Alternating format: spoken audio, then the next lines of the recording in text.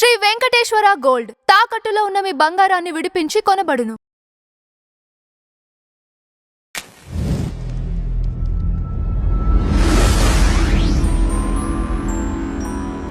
నమస్తే, welcome to our channel.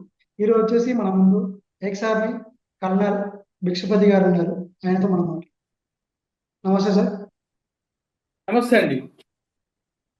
ఎలా ఉన్నారు sir? All well, all well. Sir, ఇది నిన్న నరేంద్ర మోడీ గారు మాట్లాడారు. ఏంటంటే, మీరు ఉగ్రవాదాన్ని మీరు అంతం చేయండి, లేదంటే మేము మిమ్మల్ని అంతం చేస్తాం అని చెప్పేసి గట్టిగా స్ట్రాంగ్ గా వార్నింగ్ ఇచ్చినట్టుగా మాట్లాడారు. సో ఈ మాటలతో అయినా సరే పాకిస్తాన్ భయపడి ఆ ఉగ్రవాదాన్ని అంతం చేస్తుంది అనేసి అనుకోవచ్చా సార్? పాకిస్తాన్ ఉగ్రవాదము అంటే అది అంతం చేస్తా అనే కాకుండా మోడీ గారు ఒక 7 ప్రస్తావనలు తీసిండు. 7 ప్రస్తావనలో ఉగ్రవాదం అనేది ఒకటి. ఉగ్రవాదం ఏమన్నాడంటే, any terrorist activity is considered act of war అనే ఒక స్టేట్మెంట్ ఇచ్చింది. అయితే ఇక్కడ ఏంటంటే, మన సైడ్ నుంచి మన డిమాండ్ పెట్టడం అనేది ఎవరు ఆపలేరు కదా. ఒకటి, సీజ్ ఫైర్ అనేది ఎప్పుడైతే జరిగిందో కొన్ని డిస్కషన్స్ తోటి, అగ్రిమెంట్స్ తోటి, మ్యూచువల్ అగ్రిమెంట్ తోటి సీజ్ ఫైర్ అయిపోయింది. సో ఆ సీజ్ ఫైర్ లో మనం ఒకటి పెట్టినాం. ఇది దాంట్లో మనం 7 పాయింట్లు చూస్తే 7 పాయింట్లు ప్రతి ఒక్కటి ఇండియాకు ఫేవర్ గాను, ఇంటర్నేషనల్ కమ్యూనిటీకి ఫేవర్ గాను కూడా ఉన్నాయి. దీంట్లో ఏది స్వార్థంగా సాధ్యం కానీ లేవు. సో దీనికి వాళ్ళు కనుక వినకపోతే ఆన్సర్ ఏ విధంగా ఇస్తారో ఆల్రెడీ మనం ఇచ్చి చూపించినాం కదా. ఆయన ఉద్దేశం అది. వాడు వినడా కదా, ప్రేమపూర్వకంగా దోస్తా రూపంలో విను అని చెప్పిండు. మనం అప్పర్ హ్యాండ్ అన్ని విధాలో మా క్యారెక్టర్లో కానీ, బలంలో కానీ, ఆదాయంలో కానీ, టెక్నాలజీ. కాబట్టి మేము చెప్తాం, అది చెప్పేది ఏది ఉందో మేము ఉల్టా చెప్పలే కదా. సో నీకు బలా ఉంది, మాకు బలా ఉంది, దాంట్లో నువ్వు వినకపోతే you will consider act of war అని చెప్పిండు. అంటే ఏ విధంగా ఉంటుందో అనేది ఒక చవి చూపించు. చాలా డీప్ గా మనకు ఫైర్ పవర్ యూజ్ చేసినాం కాబట్టి దట్స్ వాట్ మీనింగ్ బేసికల్. వినాలి, వాడు వినకపోతే వాని కర్మ. అంటే ఇప్పుడు ఎట్లా అంటే దానికి కొంచెం అమెరికా సపోర్టు, టర్కీ సపోర్టు, మన చైనా సపోర్ట్ అనేది ఉంది కాబట్టి ఈ సపోర్ట్ చూసుకొని ఎగురుతుంది అనేసి అనుకోవచ్చా? ఎట్లా చూడండి, ఎట్టి పరిస్థితులలో ఇండియా తోటి సపోర్ట్ ఉండేది ఒకే ఒక దేశం, అది రష్యా తప్ప. మిగతా వాటితో సపోర్ట్ కొరకు honourable prime minister of India since last almost 14 years ఆయన is doing his level best. Jaishankar garu కావచ్చు, అజిత్ డోవల్ గారు కావచ్చు. So they are doing the level best. కానీ మనం జరిగినటువంటి ప్రతి యుద్ధంలో ఎక్కడ అమెరికా మనకు సపోర్ట్ చేసింది లేదు, వేరే ఏ దేశం నుంచి కూడా సపోర్ట్ చేసింది లేదు. కనుక రెండోది ఏంటంటే, యుద్ధాన్ని 2 యాంగిల్ చూడాలి. ఆమ్నే సామ్నే ఏదైతే జరుగుతుందో అదొకటి. రెండోది, దీని వెనకాల ఇంకా ఉన్నాయి కదా. దీని వెనకాల ఇస్తే నాకేమనిపిస్తుంది, ట్రేడ్ వార్ఫేర్ ఇదంతా ఎకనామికల్ వార్ఫేర్ లాగా అనిపిస్తుంది ఇక్కడ. మూడోది ఒకటి ఆలోచిస్తే కూడా టెక్నాలజీ కూడా కొన్ని దేశాలు ఆలోచిస్తుండే ఇండియా ఎక్కడ ఉంది అని. ముఖ్యంగా చైనా చూడాలనుకుంటుంది నన్ను అడిగితే. సో నా దృష్టిలో పాకిస్తాన్ ఎనిమి అయినప్పటికీ the biggest enemy ever ever ever భావితరాలకు కూడా China is the biggest enemy. So Turkey support చేస్తుందా, అమెరికా సపోర్ట్ చేస్తుందా, చైనా సపోర్ట్ నాకు ఎవరు సపోర్ట్ చేయరు. భారతీయుడిగా నువ్వు సపోర్ట్ చేసుకోవాలి. భారతీయుడిగా నువ్వు నీ యొక్క విజ్ఞానాన్ని ఉపయోగించాలి, సైన్స్ ను డెవలప్ చేయాలి, టెక్నాలజీ డెవలప్ చేయాలి, ఎకనామీని డెవలప్ చేయాలి, నీకు నువ్వు రక్షించుకునేటువంటి స్థాయికి ఎదగాలి. ఎందుకు ఎవరు రారు? ఇటువంటి యుద్ధాలు ఇంకా పలు యుద్ధాలు వస్తాయి ముందు యుద్ధాలు ఎవరు ఆపలేడు. పాపులేషన్ ఎక్స్ప్లోజన్ అవుతూ ఉంటది, న్యాచురల్ రిసోర్సెస్ తగ్గిపోతూ ఉంటాయి. దానికని యుద్ధాలన్నీ ఎవరు ఆపలేరు కదా. మన తాతలు ముత్తాతలు చేసేది మనం కూడా చేస్తాం యుద్ధం. సో కాబట్టి ఏంటంటే ప్రిపేర్నెస్ అనేది అవసరం. కాకపోతే రాబోయే యుద్ధాలు ఎటువంటి యుద్ధాలు ఉంటాయి? అంత టెక్నాలజీ, డ్రోన్ కల్చర్ వస్తాయి ఎవరు అనుకోలే. డ్రోన్ వచ్చింది, పెళ్లిళ్ళ సినిమాలు చూస్తానికి డ్రోన్ అనుకున్నారు. ఇప్పుడు యుద్ధాలలోకి వచ్చింది, ఇంకేమొచ్చును ఆర్టిఫిషియల్ ఇంటెలిజెన్స్ వచ్చి ఇంకే రకమైన యుద్ధాలు మార్పు మొత్తం పరిణామం చెందుతాయి. కాబట్టి సగటు భారతీయుడు చాలా ఇంటెలిజెంట్. మా పర్టికులర్ గా భావితరాలు ఎవరైతే ఉంటారో ఈ యొక్క యంగ్ జనరేషన్ ఏదైతే ఉంటుందో వాళ్ళు పార్టిసిపేట్ చేసి వాళ్ళ మేధస్సుకు బదులు పెట్టాలి, విజ్ఞానాన్ని ఇంకా పెంచాలి. ప్రపంచం మొత్తం ఏకమైనా కానీ మనం ఫస్ట్ ఆఫ్ ఆల్ ఎప్పుడు యుద్ధం చేయము. యుద్ధం అనే పరిస్థితి వచ్చే ఒక మనం చేస్తే మనకు మనం రక్షించుకునేటువంటి ఒక స్థితిని మనం సంపాదించి పెట్టుకోవాలి. ఓకే సార్, ఇప్పుడు ఇది మన ఫైర్ అనేది ఆగిపోయింది, అంటే ఆపరేషన్ సింధూర్ అనేది ఆగిపోయింది, దీన్ని ఆపేసింది మేమే. ఇంకొక విషయం, పాకిస్తాన్ వచ్చేసి భారతదేశం మీద అణుబాంబు వేయకుండా ఆపింది మేమే అని చెప్పేసి ట్రంప్ చెప్తా ఉన్నారు. సో దీన్ని మనం నమ్మొచ్చు అంటారా ట్రంప్ చెప్పే విషయాన్ని? లేదండి, ఇక్కడ వార్ఫేర్ వారు ఆపరేషన్ సింధూర్ ఆగిందని నేనైతే అనుకోవట్లే. ఫస్ట్ ఆఫ్ ఆల్ ఇది సీజ్ ఫైర్ అనేది కొత్త కాదు. సీజ్ ఫైర్ అనేది కొత్త కాదు. 76 సంవత్సరాల్లో 100 సార్లు సీజ్ ఫైర్ లేని. ఏదో ఒక కంట్రీ వస్తుంది, ఒక్కోసారి కంట్రీ లేకుండా మనం డొనాల్డ్ ట్రంప్ చెప్పగానే ఏదో ఇద్దరు ఆపేసారు, ఇద్దరు ఎక్కడో అక్కడ ఆగిండ్రు అనేది వచ్చింది కాదు ఇక్కడ. ఇది honourable prime minister of India విచక్షణ. ఇది it's not at all neither Trump Nar China Nar Pakistan, nobody else. It's complete the mature decision of honourable prime minister of India. కంట్రీకి ఏం కావాలో ఆయనకు తెలుసు, ఎందుకు మొదలు పెట్టిండో తెలుసు, ఎందుకు ఆపిండో కూడా ఆయనకు తెలుసు. ఎవరి మననల కొరకు కాదు, ఆయన స్వార్థం కొరకు కాదు. The honourable prime minister given permission, it is not to gain any appreciation from anyone, and he stopped the war-like situation not to gain any impression from anyone. Whatever he is doing is welfare of this country. Whatever he is doing is welfare of country itself. He is very mature. He knew all the things, what to do, when to do. ఆయనకు ఒకరు చెప్తే ఆగడు, ఒకరు చెప్తే వినేది కాదు. ఆయనకు 143 కోట్ల పిల్లలు, వాళ్ళ పిల్లల భవిష్యత్తు ముఖ్యం ఆయనకు. ఆయనకి ఏం కావాలి? హిమాలయాల్లో తిరుగుతాడు, ఆయనకి ఏం కావాలి? ఇవాళ రూపాయి హిమాలయాలు పోతాం తయారవుతారు, ఆయనకి ఏం కావాలి? పోయేటప్పుడు పోయే ముందు నా పిల్లలు మంచుకుంటానని ఆలోచిస్తారు. ఆయనకి ఎక్కడ బంద్ చేయాలో ఎక్కడ స్టార్ట్ చేయాలో ఆయనకు బాగా తెలుసు. It is I don't feel, I never consider Donald Trump has stopped this operation. టెంపరీగా ఆపరేషన్ సింధూర్ అనేది ఇంకా హోల్డ్ లోనే ఉంది. ఎదుటి వ్యక్తిని పట్టుంటది, బట్ రిటర్న్ చేసిన అయితే మనోడు కొట్టొచ్చారు. మళ్ళీ మనం పిచ్చి పిచ్చి కూతురు చేస్తే పెద్ద మనిషి ఏం చేస్తారు ఎవరు తెలుసు? సార్, ఇప్పుడు ఇంకొక విషయం ఏంటి అంటే, పాకిస్తాన్ వచ్చేసి శాంతి చర్చలు కోరుకుంటుంది, మాకు శాంతి కావాలని చెప్పేసి కోరుకుంటుంది. దానికి మనం పెట్టే నియమాలు ఏంటంటే పిఓకి మనకి కావాలి, ఇంకోటి అక్కడ ఉన్న టెర్రరిజం మొత్తం అంతం చేయాలి అని చెప్పేసి మనం ఇట్లాంటి రూల్స్ అనేది ఇట్లాంటివి చెప్దామని చెప్పేసి మన దేశం అనుకుంటుంది. సో వీటికి పాకిస్తాన్ అనేది ఒప్పుకుంటుంది అనుకోవచ్చా సార్? ఇక్కడ 2 క్వశ్చన్స్ ఉన్నాయి. ఇక్కడ పాకిస్తాన్ శాంతి చర్చ, తర్వాత పిఓకే విషయం వస్తున్నాడు. ఫస్ట్ చర్చ కనుక వస్తే పాకిస్తాన్ ఎవరు నమ్ముతారు? తాష్కంట్ ట్రీటీ కావచ్చు, షిమ్లా ట్రీటీ కావచ్చు, సింధు ట్రీటీ కావచ్చు, there were so many treaties. National international గా ఎన్నో ట్రీటీస్ సిగ్నేచర్ చేసింది. ఏ ఒక ట్రీటీని respect, but whereas India respected all the treaties. So శాంతి చర్చ పాకిస్తాన్ వస్తుంది అంటే అది కలలో ముచ్చట. Number one. Number 2 POK. POK is definite గా మహారాజా రంజీత్ సింగ్ ఏదైతే ఇచ్చిండో ఎన్లాక్ కాశ్మీర్, జమ్మూ అండ్ కాశ్మీర్ మొత్తం కలిసి ఇండియాకి ఇచ్చిండు. కొద్దిగంత ముక్క ఇటు కొద్దిగంత ముక్క ఇచ్చింది కాదు. ఏమంటున్నా? 2, అక్కడ ఉన్నటువంటి ప్రజలు కూడా భారతదేశంలో కలవాలని, ఇన్ఫాక్ట్ బలూచిస్తాన్ కూడా కలవాలనుకుంటాను, పిఓకే కాదు.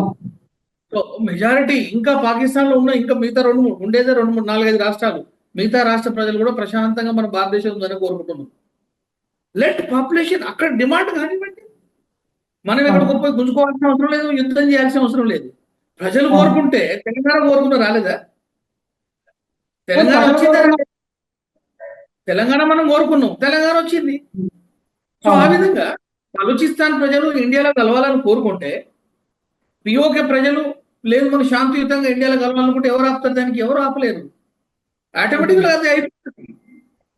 శాంతి చర్చల ప్రస్తావన ఉంటుంది. Yes, it was there, it will be there, it was there, it will be there, it is there. మన డిమాండ్ ఎప్పుడు ఉండే ఉంటుంది. మాకు మీరు ఏం సింపుల్ గా అంటాం, మీ దగ్గర ఉన్న ఫోర్సెస్ ఒక అడిగి ఎందుకు వేయండి రా బాబు, మిగతా మాది మా ప్రాంతంలో ఉంటుంది, మనం అనంతంలో కలిసి ఉన్నాం చెప్తాం. ఓకే అంతే కదా. సరే, ఇప్పుడు శాంతి చర్చలకు ఇండియా ఆల్వేస్ ఫ్రంట్, యుద్ధంలో ఆల్వేస్ సెకండ్, న్యూక్లియర్ బాంబ్ లో సెకండ్. న్యూక్లియర్ బాంబ్ ఉన్నదని చెప్పలేదు, న్యూక్లియర్ బాంబ్ వేస్తామని చెప్పలేదు. ఊకంటాడు నేనేస్తా అని. So we are peace lovers. సరే, ఇప్పుడు పిఓకే అనేది అంత ఈజీగా మనం తీసుకోవచ్చు అంటే వేరే దేశం యొక్క పార్ట్ ని మన దేశంలోకి వేరే దేశం తీసుకోవచ్చా? తీసుకుంటే ఎట్లాంటి రూల్స్ ఉంటాయి? ఏం రూల్స్ లేవు. ఫస్ట్ ఆఫ్ ఆల్ అది వేరే దేశం కాదు. ఇప్పుడే ఇంత ముందుగా మీతో డిస్కషన్ లో జరిగింది. PoK is part of India. It has been integral part of India. Jammu and Kashmir రెండు ముక్కలుగా లేదు, ఒకటే ఉండే. నెంబర్ 1. అటువంటి రూల్స్ అండ్ రెగ్యులేషన్స్ ఏముండవు. మనకు కాశ్మీర్ జరిగిన గొడవలు ఏదైతే ఉందో ఆర్టికల్ 370 కారణం ఉండే. ఆర్టికల్ 370 ఎప్పుడు చెప్పిపోయిందో అక్కడ కాశ్మీర్ లో ఉన్నటువంటి మన మన మిత్రులు ఎవరైతే ఉన్నారో ఆనందంగా ఉండి డబ్బులు సంపాదించుకుంటున్నారు. అది ఓర్వేకన కదా ఈరోజు పహల్గాం పైన జరిగింది. సో పిఓకే ఎప్పుడైతే according the law and order of international కావచ్చు, నేషనల్ కావచ్చు, వాట్ ఎవర్ ద నామ్స్ ఏవైతే ఉంటుందో దాంట్లో కలిసినప్పుడు the same implications, uniform civil code. Article 370 పోయింది, అక్కడ కూడా ఉండదు. యూనిఫామ్ సివిల్ కోడ్ ఉంటారు, అందరం కలిసి ఒకటే యూనిఫామ్ ఉంటావు. నీ మతాన్ని నువ్వు ఉపయోగించుకో, నీ గుడిని నువ్వు పూజ చేసుకో. కాకపోతే కొన్ని నామ్స్ ఏవైతే ఉంటావు అవే రూల్స్ మాకున్నాయి, నీకుంటాయి. వాళ్ళకి స్పెషల్ రూల్స్ ఎందుకుంటాయి? స్పెషల్ రూల్స్ తోటి నీకు ఇది తీస్తా, ఇది అది చేస్తే, ఏదో నెహ్రూ చేసినప్పుడు పొరపాటు మోడీ గారు చేస్తారా? నెహ్రూ అప్పుడు ఆయనకి ఏం అవసరం వచ్చిందో ఇవన్నీ యూజ్లెస్ పనికిరాని ఏదో ఆ పనికిరాని ముచ్చటాన్ని పెట్టిపోయింది ఆయన. నెహ్రూ మోడీ గారు అదే మిస్టేక్ మళ్ళీ చేస్తారా? So he will not do all this thing. Uniform civil code complete uniform గా ఉంటుంది ఇండియా మొత్తం, అంతే. No question of article 370 like ఇది దేశం, దీనికి అందరం మనం కట్టుబద్దులు ఉండాలని చెప్తారు అంతే. అందరికి ఒక లా అయిన ఒక బుక్ అంటే ఉంటుంది, అది constitution. Special law for anyone. Human rights, everyone is equal. అంతే కదా. అవును సార్. సో కలవాల్సిందే కదా.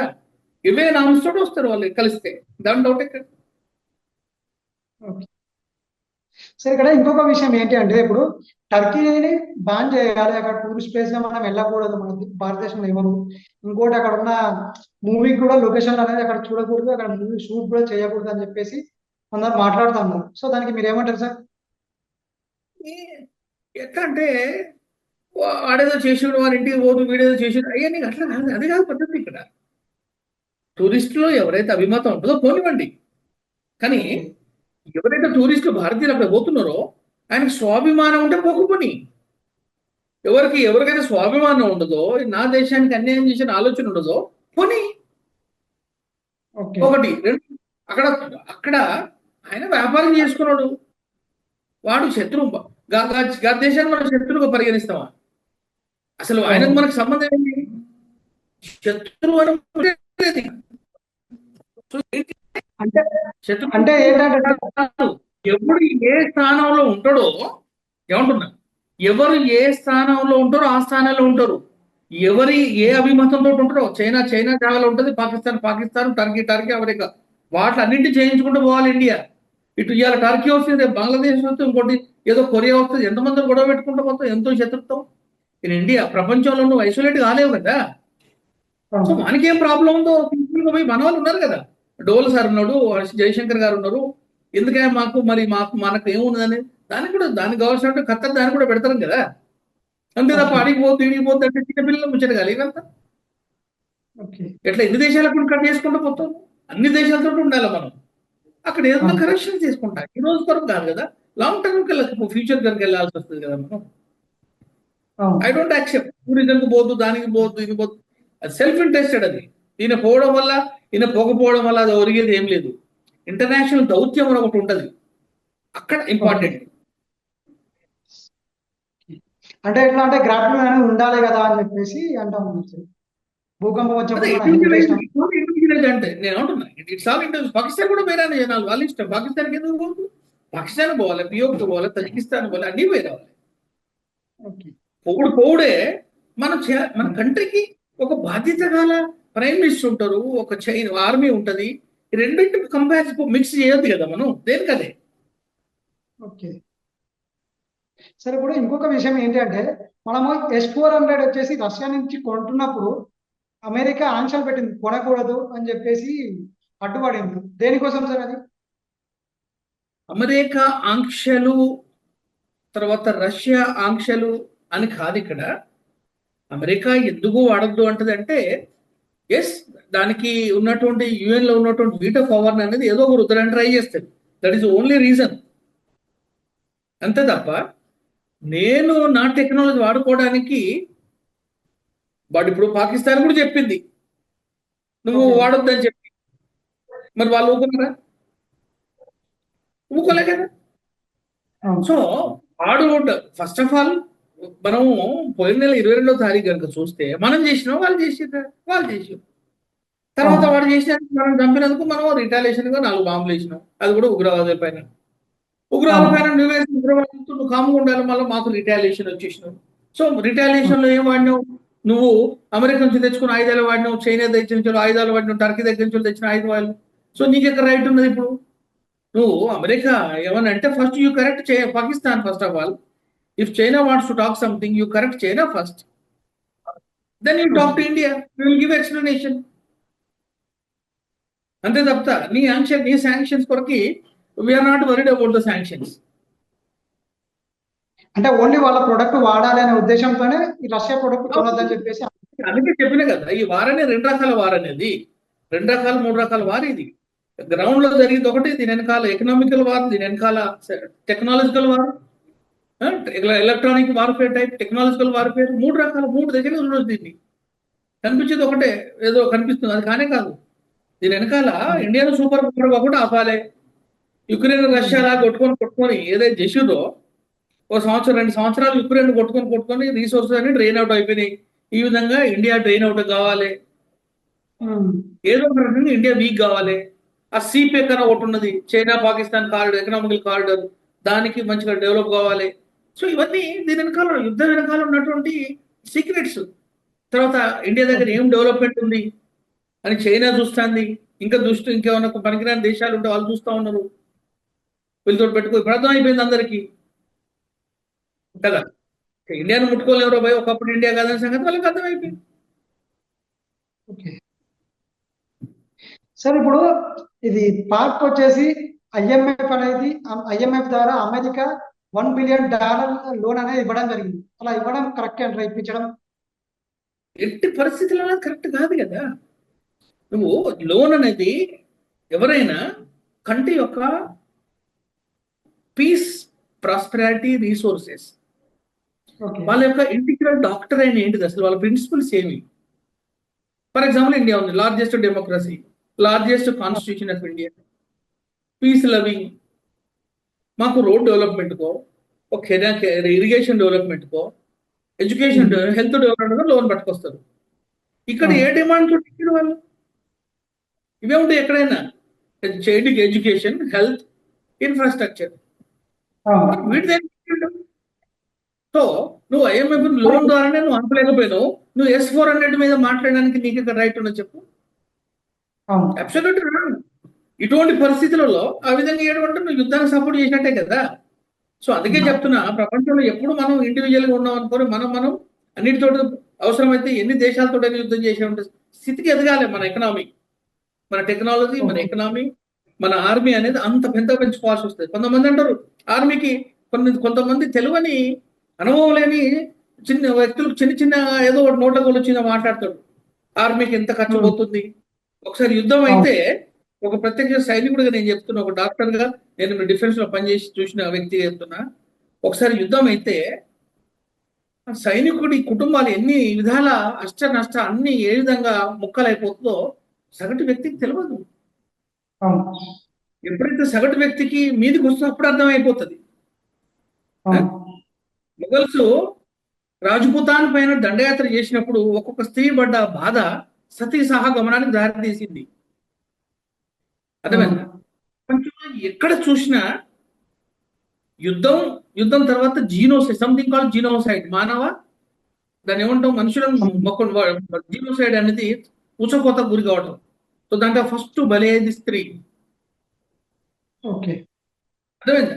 సో ఇటువంటి తెలిసి కూడా నీకు యుద్ధాన్ని ప్రొవోకేట్ చేయడానికి నువ్వు IMF నుండి ఫండ్ రిలీజ్ చేసినావంటే వాడు యుద్ధాన్ని కోరుకున్నట్టే కదా, సపోర్ట్ చేసినట్టే కదా.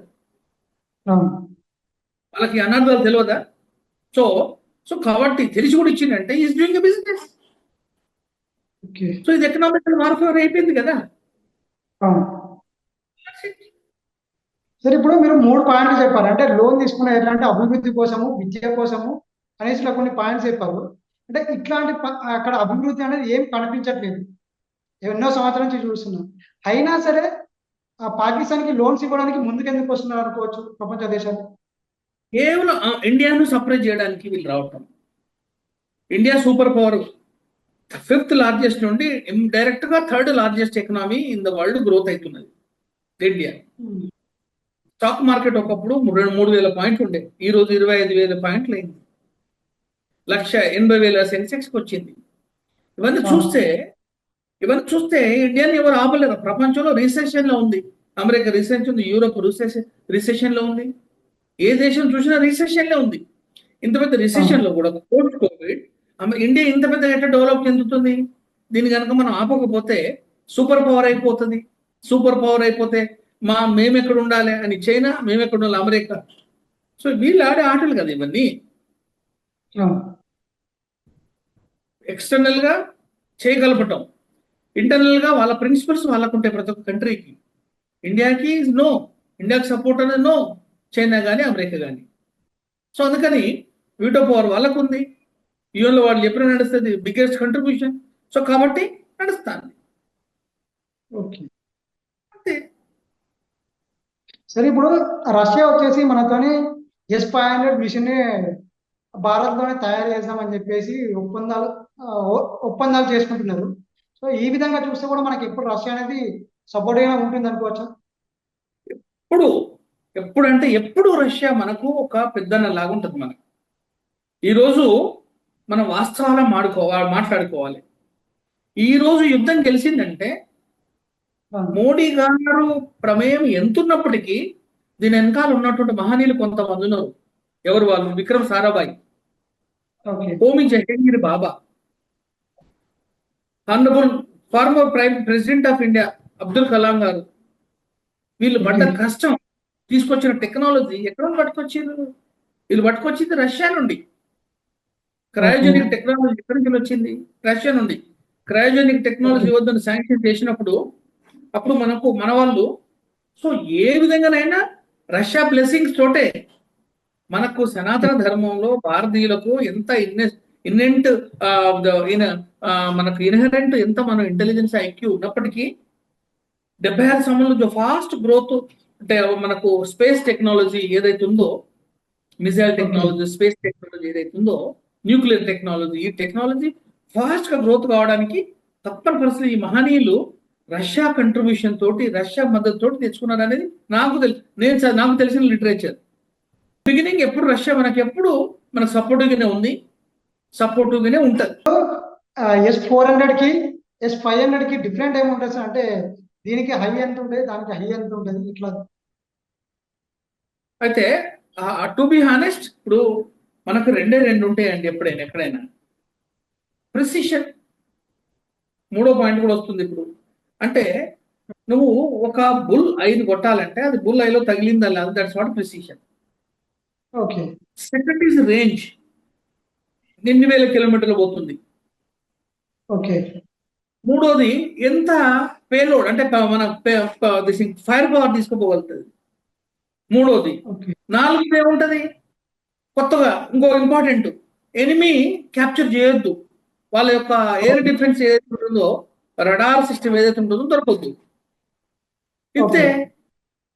ఇవి ఇప్పుడు ప్రపంచానికి అధునాతన వెపన్స్ అంటే ఇవి. ఓకే. అర్థమైంది? So these are the basic differences might B.